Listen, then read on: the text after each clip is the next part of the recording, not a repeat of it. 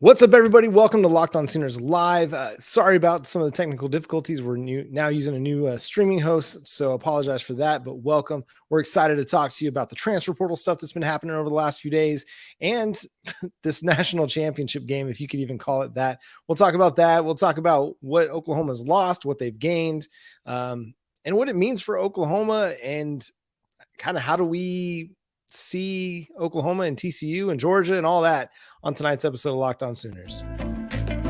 You are Locked On Sooners, your daily podcast on the Oklahoma Sooners, part of the Locked On Podcast Network, your team every day.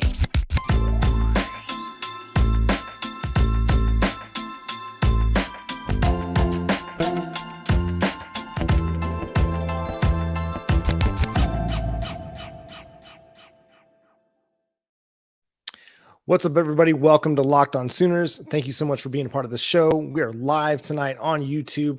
If you haven't been a part of the show, we're so glad you're here. Make sure to subscribe to the show wherever you get your podcasts. Again, we're free and available on all podcast platforms. Josh, let's just kind of talk about the elephant or the frog in the room with the national championship game, because I was one of those people that really thought TCU would give Georgia a little bit better of a game than this. I didn't think that Georgia or that TCU would win. But I felt like the physicality, the toughness, the edge in which they played with all season long would be enough to kind of help inspire them to play a much better game against the Bulldogs. And it just hasn't really transpired. You know, it's at 10-7. 10-7 was the time where you thought, okay, maybe TCU's settling into this game. And Georgia said, nope, we're the Bulldogs. We're the defending national champions. We're the best there is, the best there was, the best there ever will be. And absolutely have manhandled the Horned Frogs. Now we're in the middle of the third quarter, and it's just an absolute rout. Yeah, and bear with me here as we broadcast with you live tonight. Obviously, cannot do play-by-play here for you, and probably most of you are doing a dual screen situation. If you find me looking over this direction, it's because that's where the TV is set up in my studio. So I'm trying to sort of keep tabs. I mean, obviously, this thing's way out of hand. Georgia's back in the red zone, leading this thing 45-7. Been an absolute landslide, and probably I, like you and many others out there, was curious as I was watching. Okay, so we know that Georgia, it's not final yet. They're your back-to-back national champions. How have they done this? What does the roster construction look like? Well, the roster construction shows us that, yeah, Georgia's been getting a lot of blue-chip players. The numbers, honestly, are staggering, and I'm still working to put all of the Oklahoma numbers by comparison together versus Georgia. Before we finish the stream tonight, I'll have that done. But just on the Georgia portion of the equation, per the 247 Sports Composite, John, the last 5 classes, this does not include the 2023 class, because guess what? They're not on campus yet, and they're not impacting this football game tonight. So the last 5 classes for Georgia: the number 3 class nationally, number 4 class nationally, number 1, number 2, number 1. They have signed, Georgia has 25 5-stars over the last 5 cycles, John. 98 blue chip signees. And, oh, by the way, 79.6% of Georgia's signees have been of the blue chip variety. So you hear the phrasing blue chip ratio. You have to have it to win national championships. It's really, I think tonight, I don't have TCU's blue chip numbers in front of me. I was more interested in comparing and contrasting Oklahoma to Georgia, but suffice it to say, you know it, I know it, everybody knows it. TCU doesn't have anywhere near the same talent on the field tonight as Georgia does, just across the board comprehensively. And look, it's been pretty obvious landslide fashion from start to finish that that's really kind of the case. I'm like you, John. I would have thought this game would have been more competitive, really, just because, honestly, I did think going in, TCU had the quarterback advantage between Duggan and Stetson Bennett, and that's no slight on Stetson Bennett, who was a Heisman finalist in his own right. I just thought Max Duggan, a little bit, if there's one spot to pick an advantage for TCU in this game, that would probably have been the position where I said a little bit better, and the Heisman would indicate that. Ultimately, it just boils down to, John, they're just not good across the board. Yeah, they're not good enough, and the areas in which they're not good enough are the things that stand out the most. And it's up front on both the offense and the defensive line. Like, TCU can't get any pressure or hasn't been able to get any pressure on Stetson Bennett. The TCU run defense can't slow down the Georgia running game. Brock Bowers is way too much. Their receivers are way too much for the guys on the outside. It's just all across the board. Georgia's been bigger, faster, stronger, more physical. It's really clear. I mean, it's really clear that Georgia is just kind of light years ahead of everybody, and that still the SEC is still king. And we're not tooting any SEC horns. Oklahoma's not in it. I wasn't necessarily pulling for TCU just because they were in the Big 12. I just like a good Cinderella story. And I got friends who are TCU Horned Frogs alumni. And so I was kind of hoping that they'd get a little bit better of a showing out of that. But I mean, it's just been an absolute spanking tonight. And, Sonny Dykes, at halftime, he basically said, he's like, our guys were wide eyed. They didn't really show up. And that's pretty clear. They had a really good, strong drive to make it 10-7. But after that, it was all Georgia. Some Max Duggan throws that he would have liked back. I mean, 2 terrible throws. One that was an overthrow of Quentin Johnston that he would have had no chance. Even with his athleticism and his jump ball ability, he wouldn't have had a chance to catch that one. And then secondly, the last interception before the half where he throws it and it basically ends up being a zone coverage where he thinks it's man and it's picked off and sets up another Georgia touchdown. So just really, really tough performance for the Horned Frogs. And yeah, it's up front for me where it stands out the most, but also they've just got size across the board. I mean, both offensive and defensive lines look like NFL offensive and defensive lines. Their wide receivers just have the size.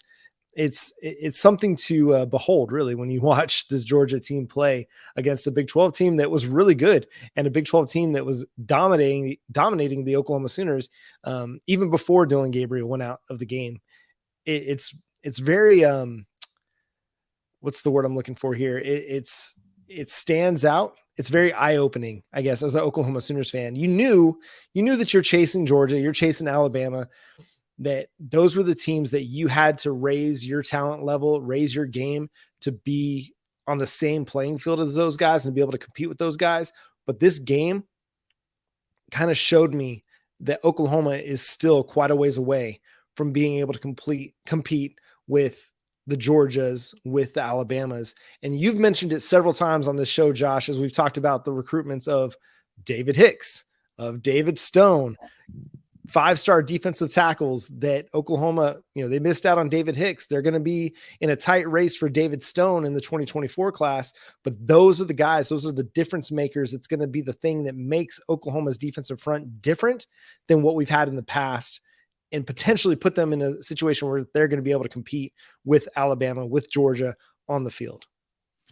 Oklahoma, simply put, John, we'll see what these next couple of signing classes look like. And you know me, I've been a long time advocate here of late of, look, this is an amazing 23 signing class in Oklahoma, but at some point, the rubber has to meet the road, and you have to win to continue to sign classes like that, John. So I worry a little bit about that for Oklahoma in the 24-25 class.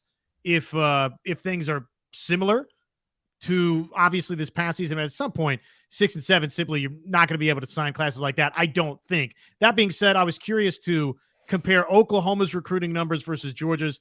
If you missed it off the top, 98 blue chip signees in the last 5 classes for Georgia, 25 5-stars, 79.6% of their signees blue chip signees, John. Okay, so I finished my math, and I apologize for not having this totally organized before we started the stream, but here's what it looks like for Oklahoma over the last 5 classes by comparison. Keep in mind, this doesn't account for any transfer portal additions, anything like that. This is strictly the signees in the last 5 classes. 98 blue chip signees for Georgia, 73 for Oklahoma. 25 5-star signees for Georgia, 5 for Oklahoma.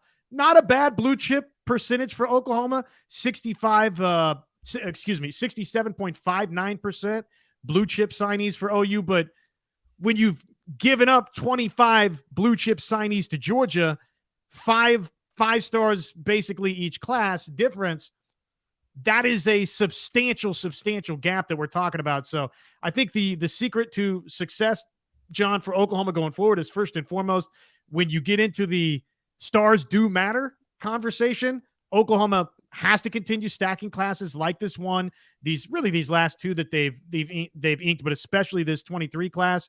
And then, John, at some point, I think Oklahoma is going to have to play above its weight a little bit in a game like this. I don't know that TCU was talented enough to play above its weight, and we're seeing that play out in front of our eyes tonight. I think Oklahoma will be able to do a little bit of that, and we saw Clemson do that when they won their first national championship. Their recruiting ranking did not reflect anything, it was much better than TCU's, but it was probably similar to kind of where Oklahoma's at or is going to be at these next couple of seasons. So it can be done, but I think to get to that next quote unquote tax bracket, John, Oklahoma's going to have to win a national championship above its weight.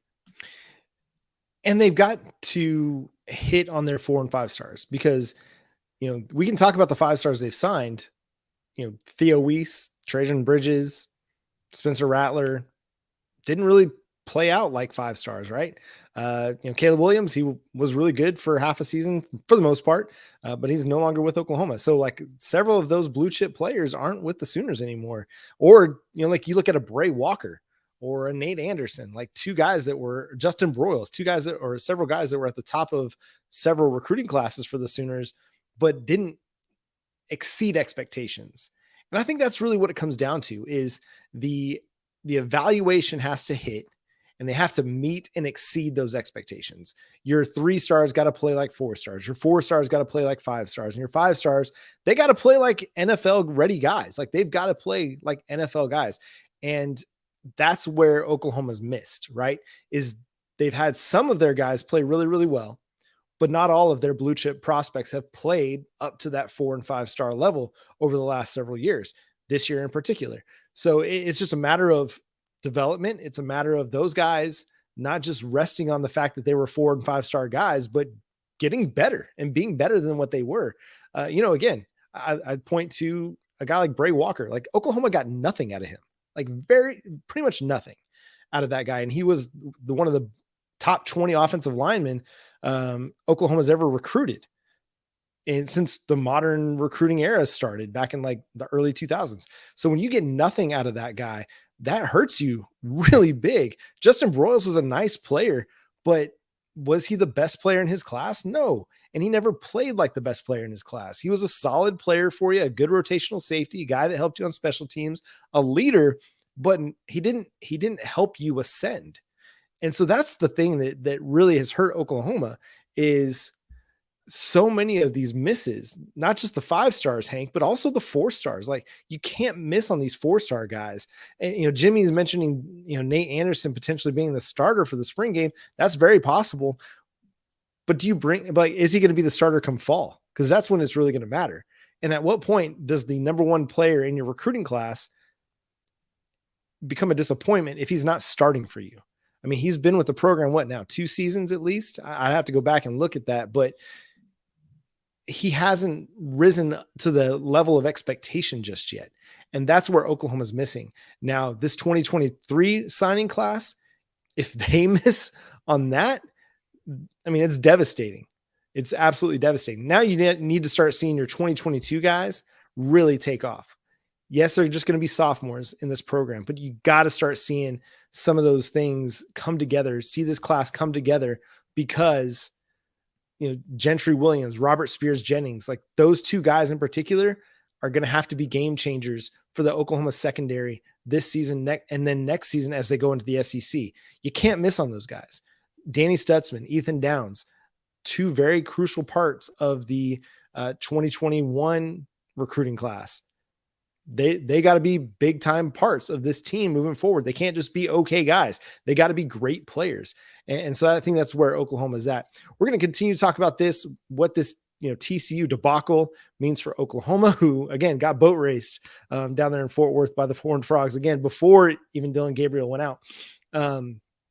But we also got some transfer portal stuff that we got to talk about for the Oklahoma Sooners too. So we'll talk about that. But first, let me talk to you all about Built Bar. It's the best tasting protein bar ever. It's easy to eat, 100% covered in chocolate, tastes great, and it's great for you.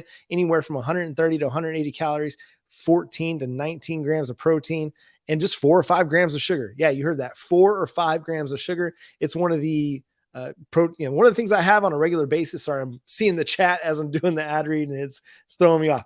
I've been eating Built Bar for 2.5 years. It's fantastic. Love the peanut butter brownie. As a peanut butter chocolate fan myself, that one hits home every single time. I love to have it. Also love the mint brownie, the coconut almond. You can't go wrong with any of the Built Bars. So go check them out. Built.com. Use promo code LOCKEDON15 to get 15% off your order over at Built.com. Chad, he mentions, Danny Stutzman led the conference in tackles. I get it. Tackles is a stat, but it's a misleading stat because guys it doesn't necessarily show where a guy's making that tackle. Is he making that tackle at or behind the line of scrimmage? Is he making that tackle 5 to 10 yards down the field? That's the difference. I don't mind that Danny Stutzman led the team in tackles. It's great. He's an ascending player for you. I think he's an ascending player. I don't think he's a star player just yet, if that makes sense. I think he's a good player, but he needs to turn into a great player. He needs to turn into a player that teams have to scheme around. Right now, Oklahoma's defense doesn't have anybody that they have to scheme around. To answer Okilon our guy Kendall's question about Built Bar, can you eat it as a standalone meal? I do. I eat it for breakfast. If I decide I just don't want to have a full lunch, I'll eat Built Bar for lunch. I'm down with Built Bar. It's solid like that. John Hank says, John, you're talking health and we're drinking. Hey, just moderation, everything in moderation, right? If you're going to drink too much, then don't drink too much tomorrow. And hey, we're having coffee at 9:00 at night on a Monday. At least I am, in our nice little Oklahoma Sooners cup that my Secret Santa at work got for me. So Boomer Sooner on that front. Chad, you mentioned it there. Like Danny Stutzman was on the field for almost 1,000 snaps this season. He was one of 10 linebackers to play more than 900 snaps, and only one other player or two players in college football played more snaps than he did, and they were both safeties. The dude is, he was just on the field, great conditioning, but it's the part that we've talked about at different times on the show is Oklahoma's got to improve their linebacker depth, and that was one of the biggest issues for this team this year. Josh, just on the what Oklahoma has to do, we mentioned that, yes, the defensive front's got to get better, but I also think the offensive line is going to have to improve because you're going to have to be able to combat Georgia defensive fronts, Alabama defensive fronts. And, we see what Texas A&M is stockpiling down there in College Station along the defensive front as well, with guys like David Hicks, Gabriel Brownlow-Dindy, and a whole host of other 4- and 5-star talents along that defensive front. So we trust in Bill Bedenbaugh. We trust in his evaluation, his ability to collect talent, but they're going to have to take that step to another level. They can't, it's not right now is good, but it's not good enough yet. Agreed. And I'm hoping that Caden Green in this class can be somebody we're talking about as, you look at some of the recruiting ranks for Oklahoma in terms of some of the offensive linemen they've signed under Coach Bedenbaugh, and it's not top to bottom just going to wow you, right? I mean, Oklahoma's kind of made its living and deserves credit, right, for going out west and finding a Chris Murray and finding McCade Metallier and getting a Wanye Morris over from Tennessee. But in the actual recruiting classes themselves, they need a Caden Green, John. They need to hit on that type of signee, and he needs to be an NFL type signee. He needs to wind up. Look, this is maybe a little bit of a ridiculous comparison, but needs to be an Orlando Brown type guy for you if you're going to be winning national championships, and Oklahoma needs to get to that point. I look no further than what we watched tonight. I think the most telling thing for me of this game, John, it was so easy throughout for Georgia. And why was it easy? Because they're flat out a million times better, both on the offensive line and defensive line. Yeah, Stetson Bennett has been great in this game. What are his numbers at right now? He's up to 304 passing yards, 4 touchdowns. He's ran for a couple as well. I mean, he's been awesome in the game. And I don't want to take any of the shine away from Stetson Bennett, but man, he's not had a lot of duress or pressure tonight, right? It's not been super difficult for Stetson Bennett tonight. I think Max Duggan, if he could flip jerseys, would feel pretty good about going out there and flicking the football to Brock Bowers and standing behind that offensive line and turning and handing off when he wants to those running backs, et cetera, et cetera. So that's That's the level that Oklahoma has to get to. And I agree with you. I don't think it's just it's easy to point at the defense because the defense was terrible for Oklahoma this past season. But really, in some key moments in terms of like third downs, fourth downs, Oklahoma, not even just in 2022, I wouldn't say, John.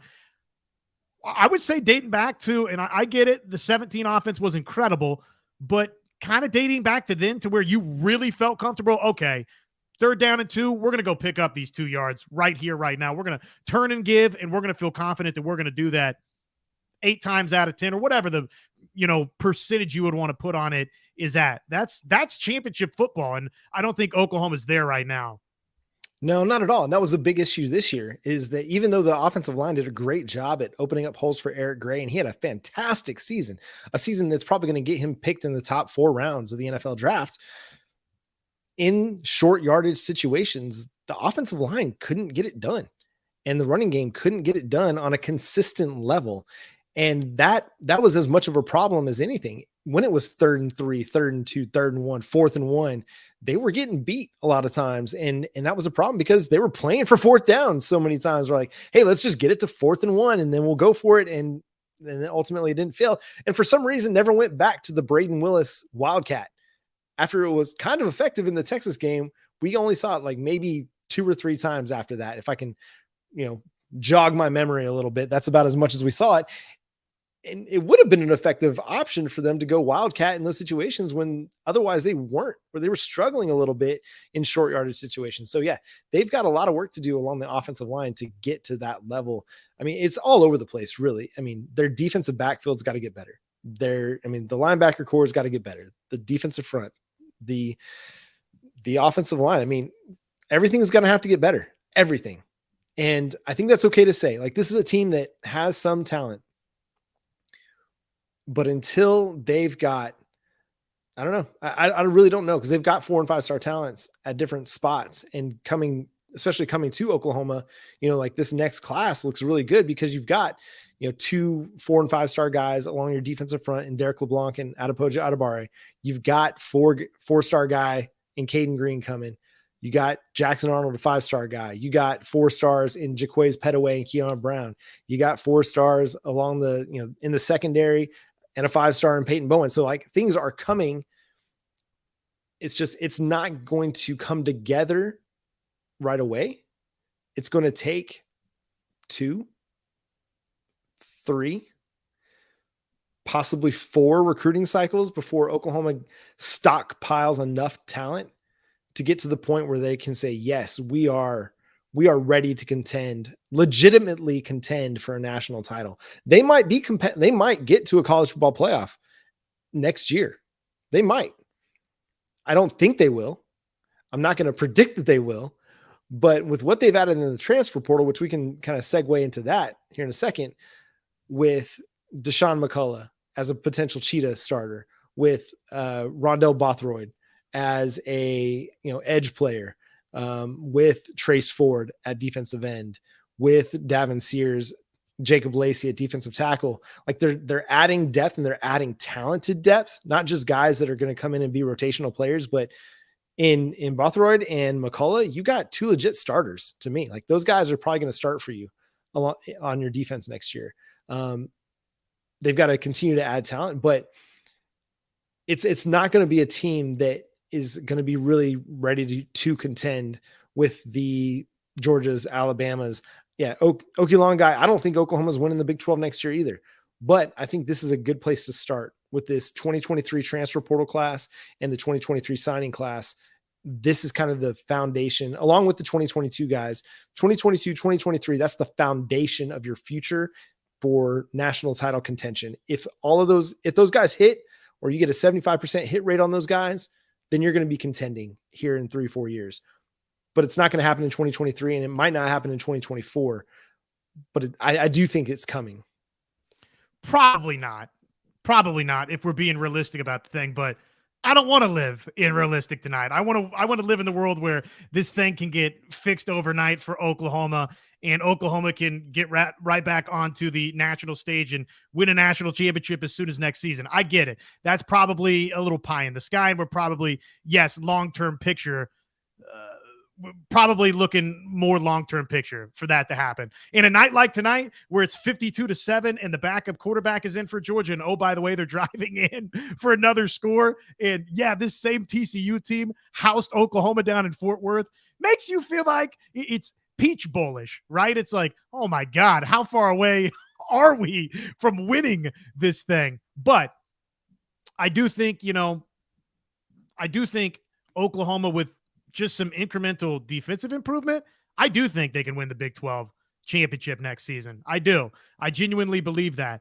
Let's see how all of these transfer portal ads come together. I don't think OU's winning a national championship next season or probably the year after that. But I just look at the landscape in the Big 12 conference, and I get it. Before this year, we would have said TCU, no chance they're winning the Big 12 championship, right? There was a flyer out there, flyer pick from a couple of people saying TCU would win the Big 12, but it was really just, hey, I'm throwing something off the wall to see if it sticks, and if I'm right, I get a ton of credit. If I'm wrong, nobody really cares that I was wrong, right? Because it was just sort of a zany prediction. So all of that to say, who do you think next year is going to be great out of the Big 12 conference? Deuce Vaughn is gone at Kansas State. I think that is a massive loss for the Wildcats. No-brainer statement. I like what they've got at quarterback, but man, Deuce Vaughn is the engine that made a lot of things go for Kansas State, that made a lot of lives difficult for defensive coordinators in the Big 12. So that's out of the picture for K-State, right? Okay, TCU obviously going to be much, much different. Texas, do they strike a ton of fear in you right now?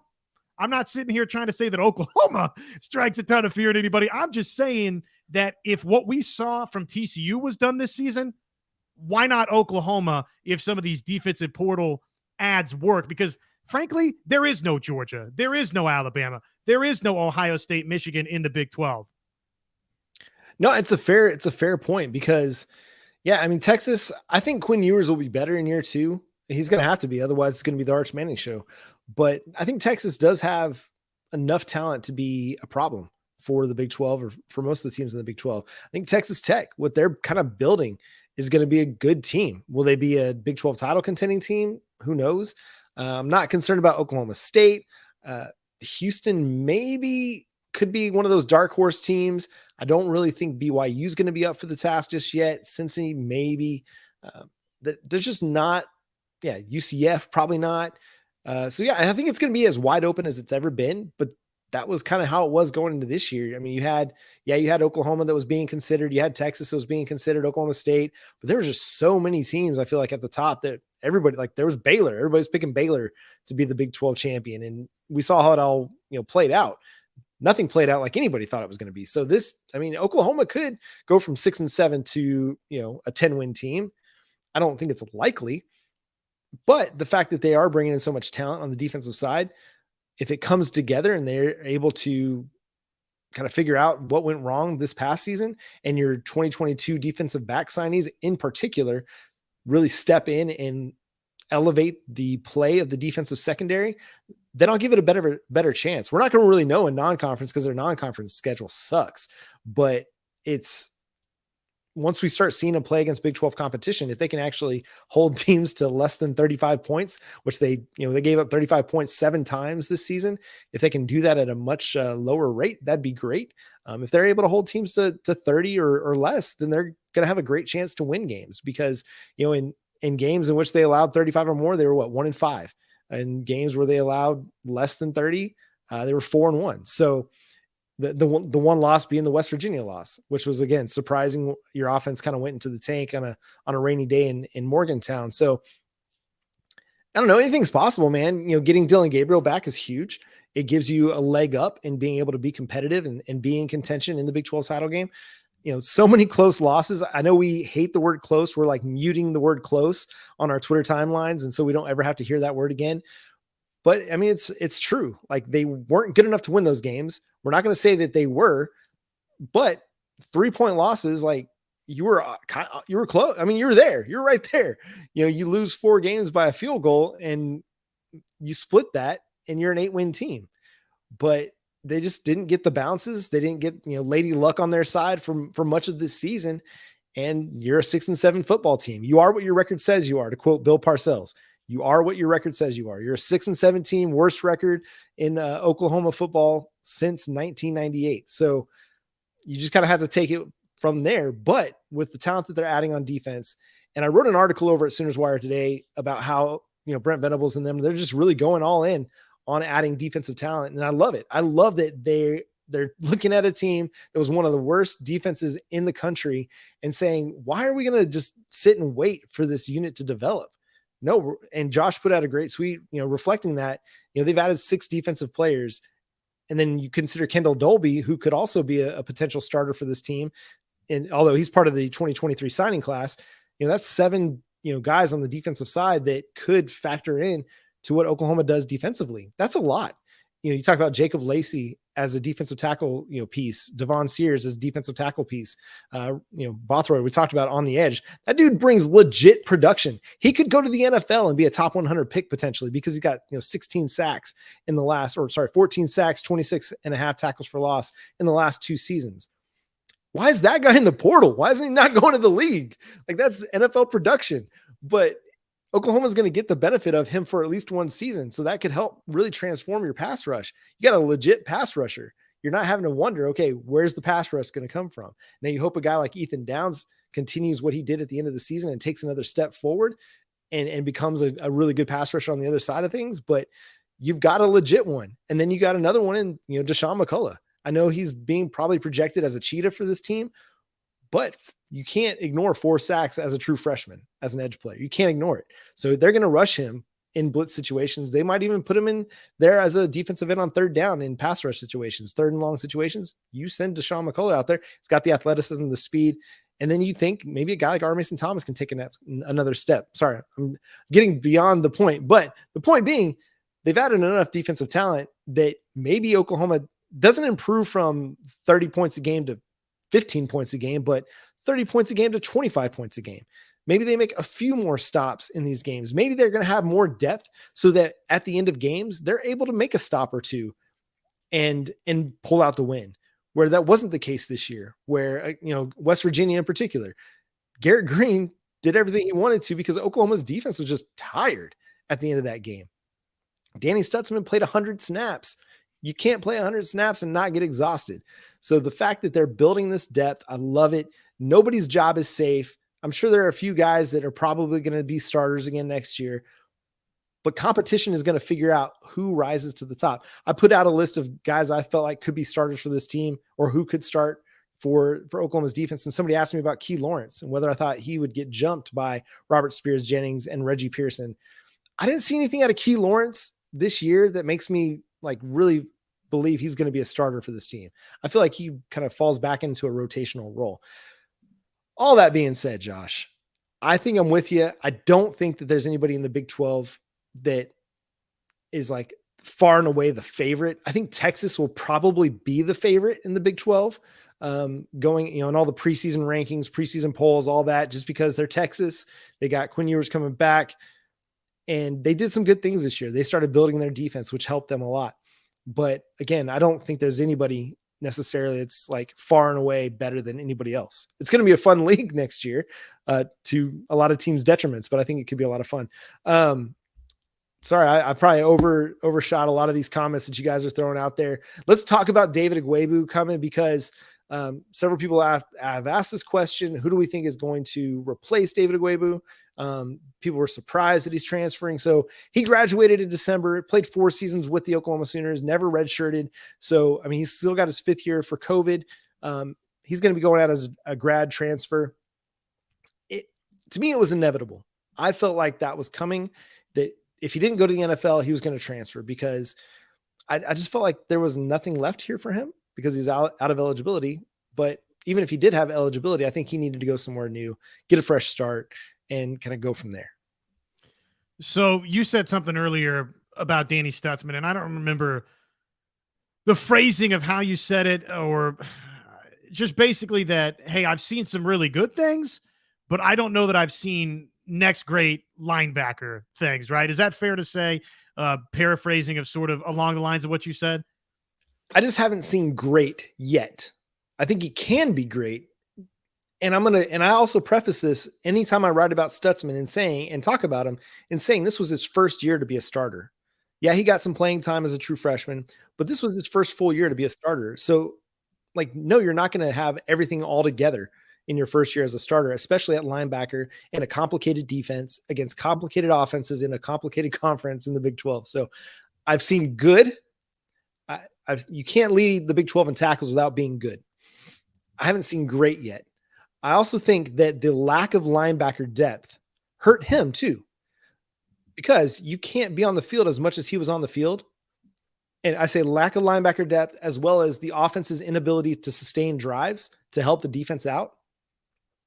You can't be on the field as much as he and a lot of the other defenders were, David Ugwoegbu and Deshaun White being two of those guys, and not see a detrimental kind of response to your playing ability. It's just going to hurt you. That's why teams run the ball so much, right? Because they want to wear down defenses, keep them on the field for longer, and then by the fourth quarter, they wear down. So that's all I want to say there about Danny Stutzman, just to make sure there's proper context into what I'm saying here. I think he's a good player. I think we can see great moving forward. Okay, and so the reason I just wanted to conjure that thought process or line of thinking back up was to get to this point. What's the phrase that the tide raises all ships or whatever? You help me out here, people. Whatever, the rising tide, whatever. I think you maybe see a little bit of that with Danny Stutzman and just Oklahoma's linebackers in general. And I think that's part of the reason that David Ugwoegbu made the decision to transfer out. He knows that this is the Jaren Kanak show now going forward. He knows there's some other linebackers like a Deshaun McCullough that the tide is rising, right? And I think that can really help Danny Stutzman be the type of player that we're talking about, because I have seen a lot of great from Danny Stutzman, but again, like you said, not all 126 tackles are created equally. Show me more of the 10.5 TFLs, right? Get into that backfield and give me a couple more of those 3 sacks that you had this season. Well, if you got McCullough lurking around, right, and you've got this emergence of a Jaren Kanak, I think you can see some of those qualities that we're looking for out of Danny Stutzman. I think we've seen them in flashes and in bits and pieces, but again, the rising tide theory for Oklahoma, and I think that's part of the decision-making process for David Ugwoegbu on the way out. Wish him the best. Totally understand he wants an opportunity where, probably more of a guaranteed you're going to be a starter type situation. He obviously was very productive at Oklahoma this season with 110 tackles, 7.5 TFLs, a couple of sacks. But for Oklahoma, I think OU is going to be okay out of this departure for David Ugwoegbu. And in fact, I think it can make Danny Stutzman and everybody better. Well, in particular, if they get better play up front from the defensive line, you're going to make your linebackers better. But also, if you get better linebacker play across the board, it'll make your linebackers better. Listen, David Ugwoegbu, he was a solid player, but I do feel like he was playing out of position. I don't necessarily think that he's a stand-up linebacker. I think he's more an off-ball linebacker. I think he'd be better served as, a 3-4 outside linebacker, kind of an edge guy. He's just kind of more of that build to me. But again, and for him, first full year, as a full-time starter for him too. But I thought he had a really solid season. You just need more speed and athleticism from your linebacker group. And that's where Jaren Kanak comes into play. This is a guy we saw speed from in the Nebraska game. This is a guy where we saw, the ability to make plays in the backfield. Brent Venables was kind of hard on him because he made some mistakes and he didn't know what he was doing. But to me, that's a great sign. He didn't know what he was doing. And yeah, he's out there making plays.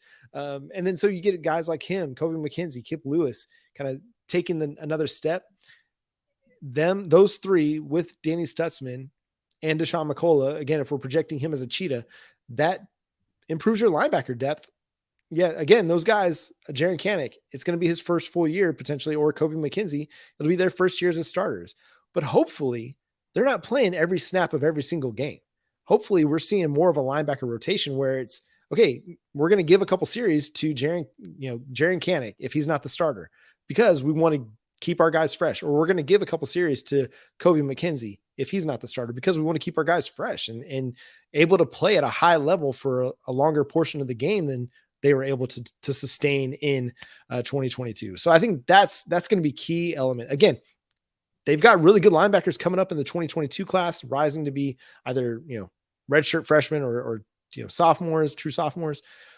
And then that 2023 signing class with Lewis Carter and Phil Picciotti and Sam Omasigo, like that's a really legit group of backers as well. So over the last 2 classes, you signed 6 guys that you feel really, really good about that bring speed, athleticism, physicality. I love what they've done. It's just a matter of how long will it take those guys to ascend to, starter level play that's better than what we saw this year, because I think that's going to be necessary for them to take that next step defensively. Ultimately, John, it's going to boil down to how much better can Oklahoma be defensively and how quickly. I will, though, before I start just doing this big victory lap for Oklahoma's defensive coaching staff, I do think that they deserve a round of applause to a certain degree, right? I get it. 6-7, it has to be much better.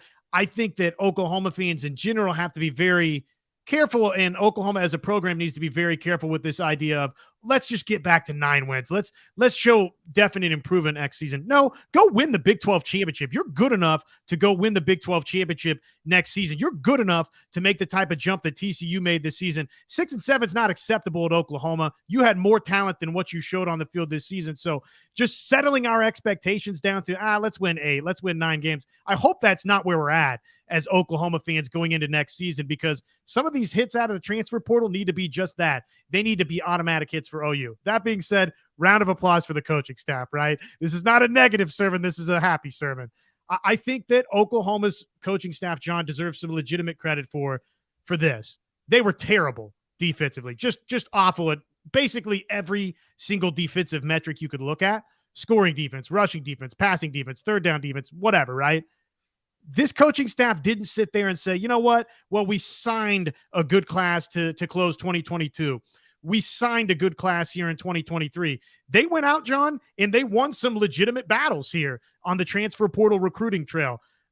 2 more names: Devon Sears, Rondell Bothroyd, Trace Ford, Reggie Pearson, Deshaun McCullough, Jacob Lacey. They have fortified this thing defensively. Now, let's see how it all coalesces and how it comes together. And we've done this song and dance a little bit before. We did this before last season, but let's hope this one works out better than the last one did. And I'm hopeful a little bit in this regard too, John, that 1 full year around the sun for this coaching staff in Norman, Oklahoma gives them a better understanding of what they were shopping for in the transfer portal, that they went and got those guys that they needed that this roster didn't have. So let's see what happens. Again, I think you can be vastly improved as soon as next season. I hope they are, John.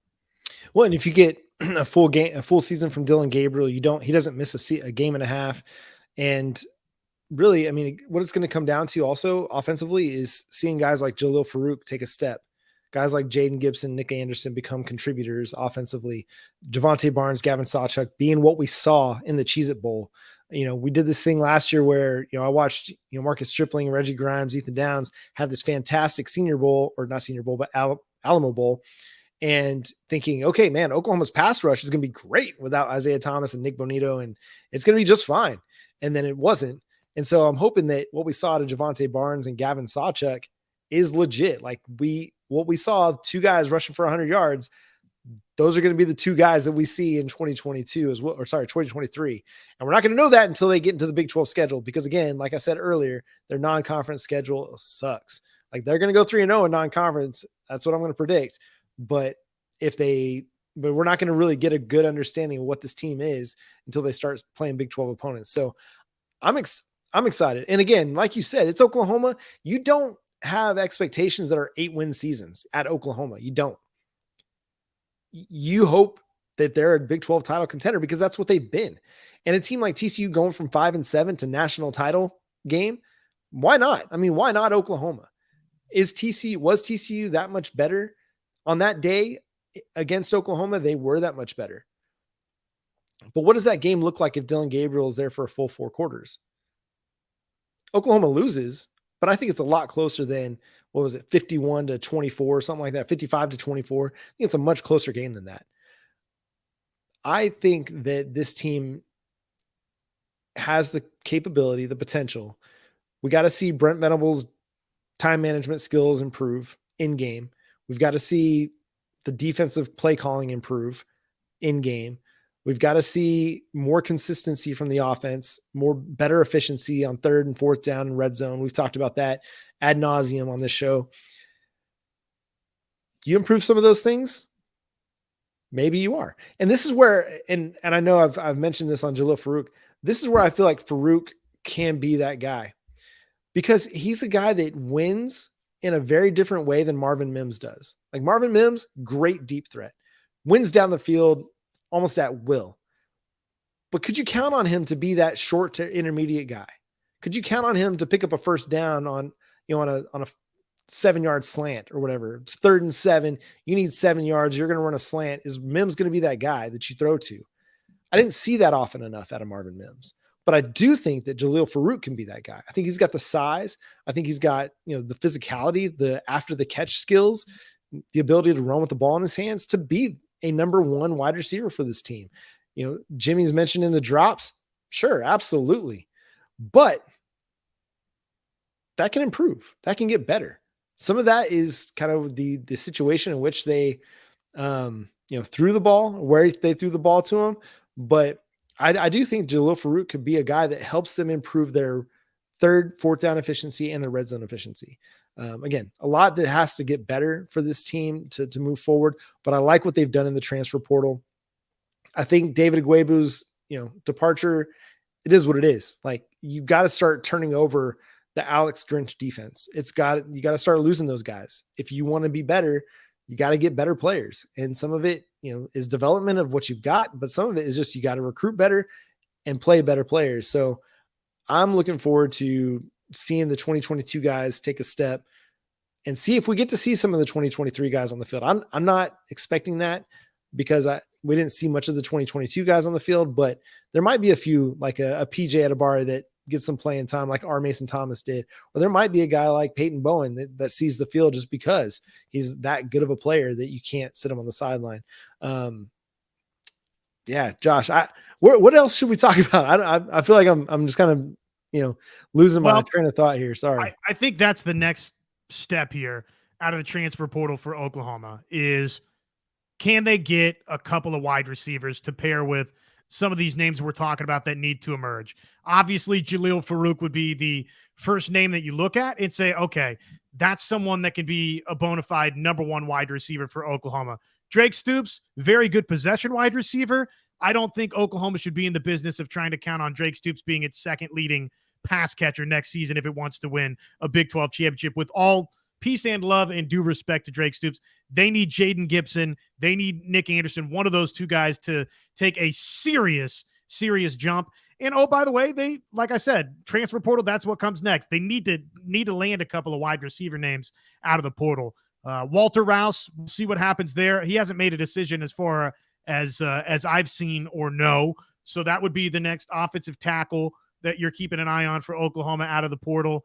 And then other than that, man, I think you've retooled pretty well out of the portal. Do you want to rifle through maybe like 3 or 4 questions before we get out of here? We got, quite a few people in the chat. So I don't know, you and I've been rambling a little bit. Let's hear from the people. What do you guys want to talk about before we get out of here? Just curious, is it Big 12 championship or bust for Oklahoma next season? Thoughts? I mean, no, it's not, because it's still early in the Brent Venables era and you just finished a 6-7 season. So again, and I know that this is contradicting a little bit of what I said not too awfully long ago, but that is where we get into, John, a little bit of the moving of the goalpost at Oklahoma, right? I'm just saying, let's be careful how far we want to move said goalpost. I'm not going to say it's Big 12 championship or bust for Oklahoma, but absolutely Oklahoma fans should have the expectation that this team, this program is good enough to turn around next season and win the Big 12 championship. Is that going to be the make or break? And is it a failure if Oklahoma doesn't do that? No, it wouldn't probably be a total outright failure if we see legitimate defensive improvement, John. And, I mean, look, Dylan Gabriel after next season is not going to be in the fold for OU. So if we, in bits and pieces, see some positive things from Jackson Arnold or some of the young wide receivers really impress, the building process will be most important. But man, you'll be hard pressed if you can convince me that I don't want to see Oklahoma win the Big 12 championship next season and get right back to the stage of being in a college football playoff, because I think that's doable. The reality for OU is there's so much unknown, John, so much unknown. I can't with a straight face look at anybody in this chat and say, yes, I think OU's winning the Big 12 championship next season. Yes, I think OU's go to the college football playoff.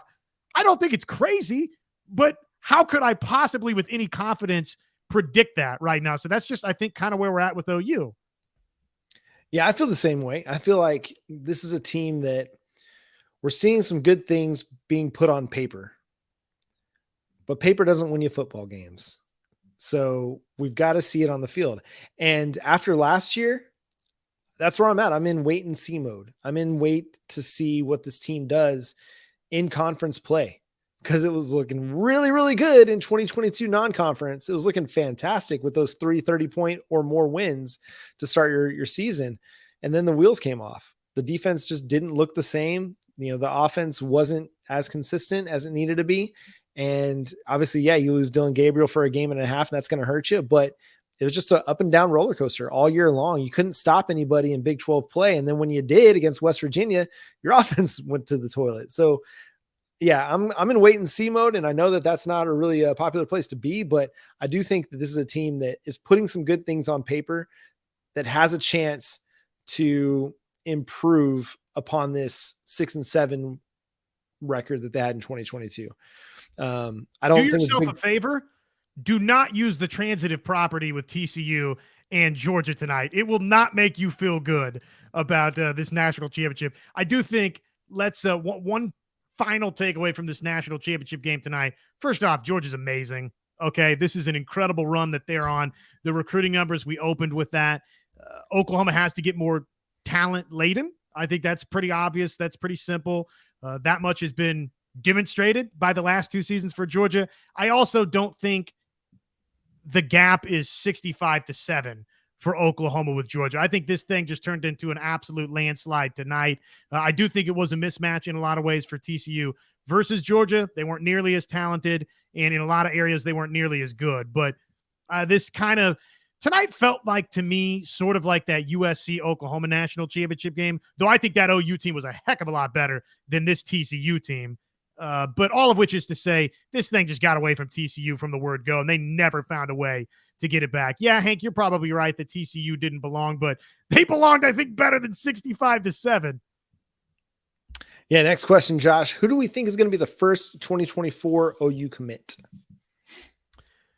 Well, we'll see about Hawkins, right? I mean, there's the decision we think coming soon. So that would be a name to keep an eye on, the 2024 quarterback. Obviously, he's got a personal situation with him moving schools because of, not a great situation to be as generic on that as possibly could be.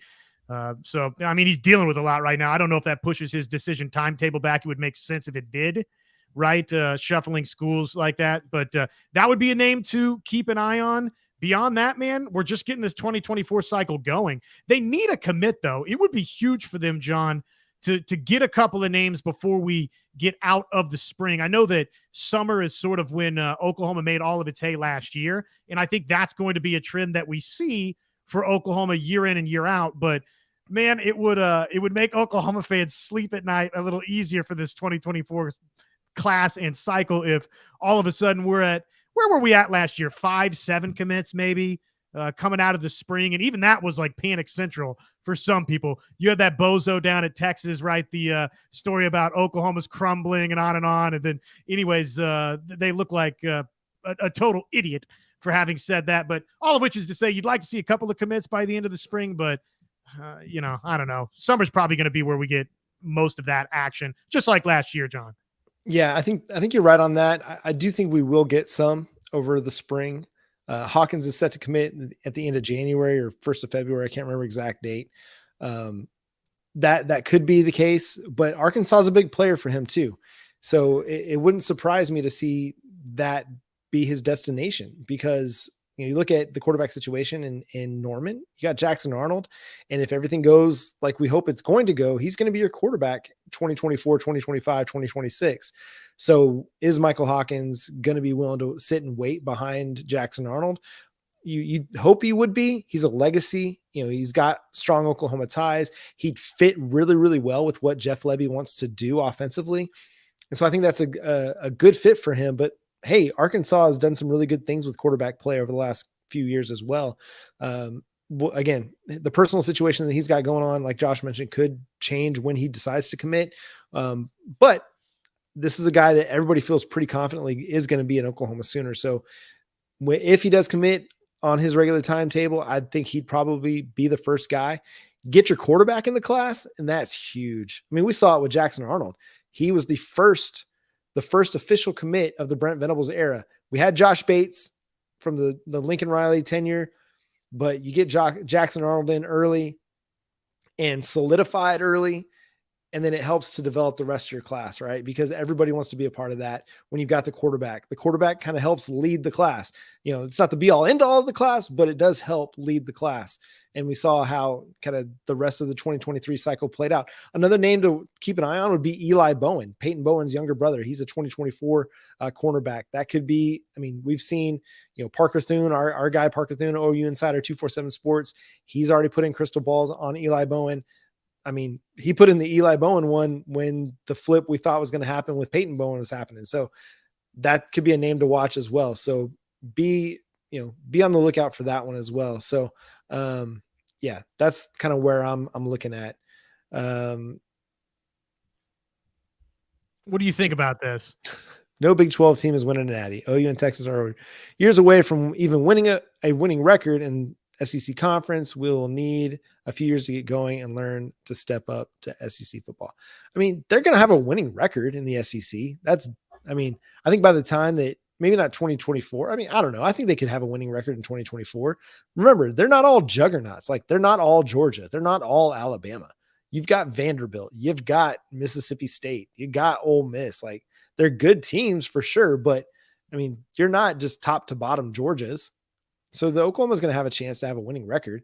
And then they'll have a chance when the playoff expands, they're going to have a chance to get into the college football playoff when it's a 12 team, playoff. So I don't know. Miss me with that. We got to be getting an answer on this one soon. This is from Okie Lawn guy, Mr. Kindle out there. When the heck is the Big 12 going to release the schedule? Hey, the idea was after TCU won the national championship. I don't know that Brett Yormark had on his bingo board. Well, we'll release the schedule after TCU gets housed 65-7. It's the worst national championship game in the history of national championship games. So maybe that's going to push the Big 12 schedule back even further. I kind of dig. I don't think that this was necessarily Yormark's intention to begin with, John. I think part of this in delaying the Big 12 schedules for next season is obviously Oklahoma, Texas exit related, right? Okay. No dust statement. Doesn't take a genius to figure that one out. But that being said, I think the longer this thing has gone along here, because we hear Yormark described as this visionary. Oh man, he's so innovative. He's got a lot of, what's our boy out West? He's got a lot of Clive-Cobb attached to him, the way that we talk about Yormark as a commissioner. So I think maybe along the way he realized, let's just be a little different. Let's wait to release our schedule. So I wonder if some of that is going on here with the Big 12 conference, or is the Big 12 still trying to add a team or two from out West? And that's part of the pause. I don't know. Beyond that, I don't know when we're going to get a schedule. You would think soon, but at this juncture, your guess, John, is as good as mine. Yeah, I think it's smart to wait. Keep something in your pocket that allows everybody to talk about your conference during the dead period of football, right? So like National Signing Day will come February 2nd, and then what do you got until spring ball begins? No football. So release your schedule sometime in February before spring ball comes, and then get that schedule going. Got a couple more questions here. Jenna James asks, who do we think will start at safety? Josh, take that one. Pearson and I think Bowman, right? I mean, those would be the I think obvious guesses to play at safety. We'll see see about, a Robert Spears-Jennings factoring in. I think that's a possibility as well for Oklahoma. And I'm not selling all of my Key Lawrence stock. I know that obviously this year didn't go well, but I don't know. I'm falling into a little bit of maybe some of and this is probably not the greatest comparison, John, but like Jaden Davis early at Oklahoma did some incredible things in the defensive backfield for OU. Key Lawrence, I think, was better than that early in his time at Oklahoma. So I'm falling a little bit prey to the idea of, well, wait a second, Key Lawrence is really good. And then, the 2022 season happened and Key Lawrence was not really very involved at all. And when he was involved, it didn't go all that great, John. So I don't know. I'm still in the back of my mind, my heart of hearts feel like he's going to, in some way, shape, or form, potentially still be involved, but probably Billy Bowman, Pearson are your two starters. And then what do you think about at corner? At corner, my hope is Gentry Williams. Jaden Rose coming off an injury. I mean, he looks like he's rehabbing well, doing some things on the practice field. But yeah, Gentry Williams is kind of my hope. Listen, Jaden Davis, he's had a solid career as a backup for Oklahoma, played a lot of snaps, but I feel like we've seen it enough of him and we know kind of what his ceiling is. But Gentry Williams, I think he's such a good player. Like he's just a really, really good high school player. Give him a shot, see what's going to happen. Because what's the worst that's going to happen? He gets beat. Like that's the worst thing that's going to happen. But you don't find that out until you get him out there on the field. And if he's just a liability out there at corner, you find out real quick, and then you just move on and go from there. A lot of people, John, feel that. Sorry, I didn't mean to jump in there on you. A lot of people feel like Dolby maybe he's going to have a chance at this thing. Yeah, maybe. I mean, and I think like if you're telling me that the conversation is between Kendall Dolby and Gentry Williams, I'm fine. Just whoever steps up wins that cornerback competition, I'll feel good about. But if you're telling me it's going to be Jaden Davis, then I won't feel as good about that. Like if he wins the camp competition, I won't feel great about the cornerback position. Any chance that we're talking about, because of the type of talent infusion that we're talking about, a Bowen, a Vickers, a Jacoby Johnson, any of those guys, and I'm sorry, I'm leaving some of these, even a Dave McCullough, right? I mean, come on, this is a big late signing for OU. Any chance any of those guys factor in straight away? I mean, anything's possible, but I feel like they'd have to show up and be so much better than one of the players here that the coaching staff can't keep them off the field. Because we saw this year that they have very little trust in true freshmen. It took, our linebacker depth was non-existent because they wouldn't play him. Yeah, Jaren Canick got a lot of run in the first half of the season, but the second half of the season, he only played double-digit snaps on defense one time in the second half of the season.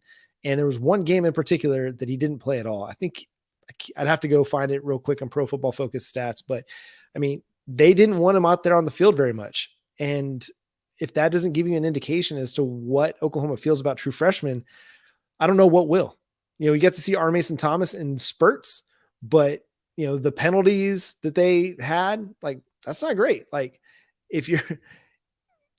he had such a huge advantage because of his speed that you'd want him on the field, but they were reluctant to put him on the field. Even when they had no pass rush, it seemed like they were reluctant to put him on the field. So I'm not having any expectations for true freshmen. If they end up showing up and Peyton Bowen is far and away better than anybody else at the safety position and is able to take a starting job, fantastic. If PJ Adebawore, same thing on the edge, great. But I'm not expecting anything. Caden Green at guard, like if he comes in and he can be a day one starter at guard because he's just that dang good, fantastic.